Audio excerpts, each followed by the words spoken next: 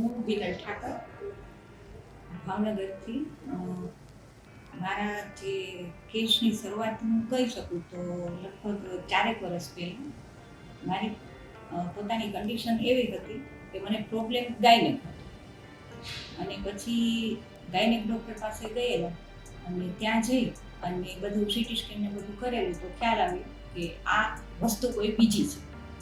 Gynaec problem તો સાથે સાથે હતો જ, પણ એની કરતાં આ એક એક્સ્ટ્રા સ્ટેપમાં હતું. પછી ત્યાંથી અમે વિમ્સ હોસ્પિટલ ભાવનગરમાં આવેલી છે, ત્યાં સંજય રવિ સાહેબના એટલે એમણે આ બધું સમજાવેલું કે આ રીતનું આ તમારે જે આપણે પેનવિક બોન હોય છે એમાં એક પ્રકારની ગાંઠ ઊભી થઈ છે. હવે ત્યારે એક કંઈ ખ્યાલ નહોતો કે કયા પ્રકારની છે. પછી ધીમે ધીમે સર્ચ કર્યું અને સાહેબનું નામ સાંભળ્યું એટલે તાત્કાલિક નિર્ણય લીધો કે એકવાર સર પાસે આપણે એમને બતાવી જોઈએ અને એમનું આપણે ગાઈડન્સ લઈ શકીએ. પછી ભાવનગરથી અમે અહીં અમદાવાદ સર પાસે આવેલા, મંદિર સર પાસે, અને એમણે બધું સીટી સ્કેન કરેલું, બધા રિપોર્ટ કરાવ્યું અને પછી ખ્યાલ આવ્યો કે હકીકતમાં આ છે કેન્સરનું ફર્સ્ટ સ્ટેજ.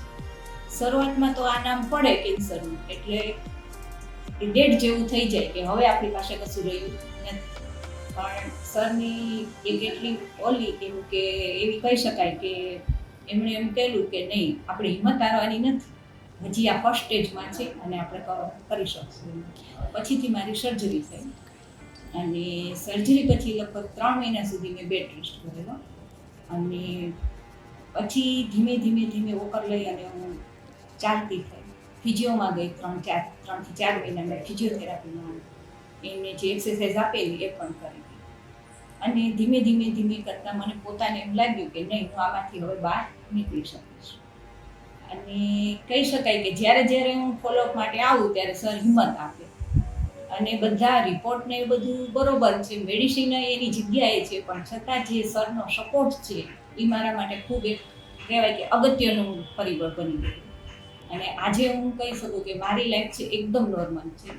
હું ચાલું છું, બેસું છું, બધું કામ કરું છું. હવે મને જોઈને કોઈ એમ નથી કહી શકતું કે આ કોઈ પેશન્ટ હોઈ શકે. હજી 3 થી 3.5 વર્ષ થયેલા છે મારા સર્જરીને અને બધું જ કામ હું મારું રોજિંદું કરી શકું છું અને કોઈ બીજો પ્રોબ્લેમ મને છે.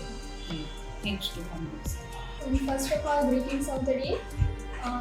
Myself Isha Thakur. હું બિનલ ઠાકરની ડોટર છું. લાસ્ટ 4 વર્ષથી અમે લોકો સ્પર્શ હોસ્પિટલ અને સ્પેશિયલી મંદિર સરના કોન્ટેક્ટમાં આવ્યા છીએ. કન્ડિશન એવી હતી કે જ્યારે 4 વર્ષ પહેલાં મારા મમ્મીને પેલ્વિક બોન કેન્સર સ્ટેજ 1 ડાયગ્નોઝ થયું અને એ સમયે ઘરની પરિસ્થિતિ એવી હતી કે લાઈક એક નોર્મલ એવી ફેમિલીમાં જાણે કોઈક મોટો કોઈ આવીને બોમ્બ બ્લાસ્ટ થયો હોય. રેફરન્સીસના થ્રુ અમે મંદિર સર સુધી પહોંચ્યા અને આજે મારા મમ્મી એક બહુ નોર્મલ લાઈફ જીવી રહ્યા છીએ. વી એઝ અ ફેમિલી મેમ્બર્સ અમે એમની સ્ટ્રગલ જોઈ છે. આજે એવું લાગે છે કે 4 વર્ષ પહેલાં જે મારા મમ્મી હતા એ આજે ફરીવાર એ પર્સનાલિટી, એ વ્યક્તિત્વ આજે પાછું આવતું જાય છે એન્ડ બધું જ મંદિર સરને કારણે શક્ય બનતું છે. કેન્સર એટલે કેન્સર એવો એક માઇન્ડસેટ સોસાયટીમાં રહેલો હોય છે જેનું જે મંદિર સરે ખરેખર એક ખોટી વાત સાબિત કરી બતાવી છે. આજે બસ લાસ્ટમાં એટલું કહીશ કે ભગવાનના નામે મેં ભગવાનને નથી જોયા પણ મંદિર સરને જોયા. Thank you.